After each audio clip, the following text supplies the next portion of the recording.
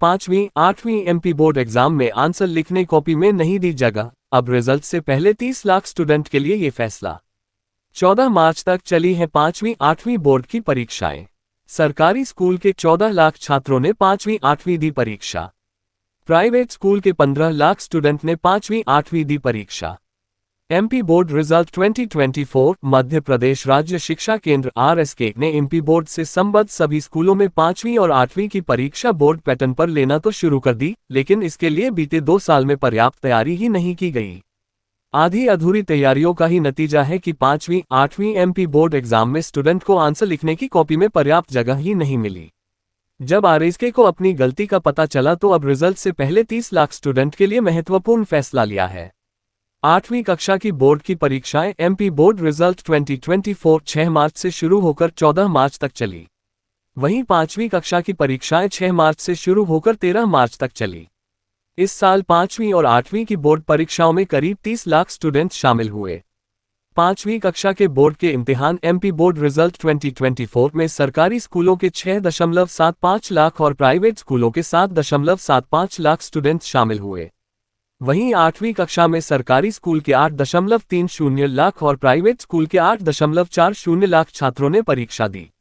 SCERT या NCERT में से किसी एक को चुनना था।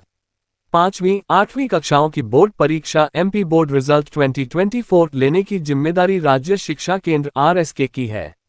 जब स्टूडेंट से फॉर्म भरवाए गए तो उसे पेपर के लिए 2 विकल्प दिए।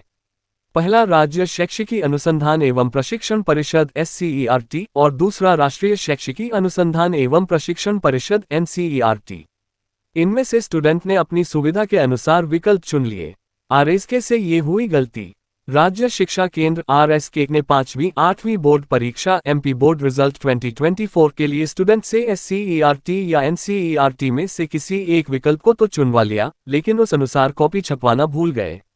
सभी के पास आंसर लिखने के लिए एससीईआरटी आधारित कॉपी पहुंच गई।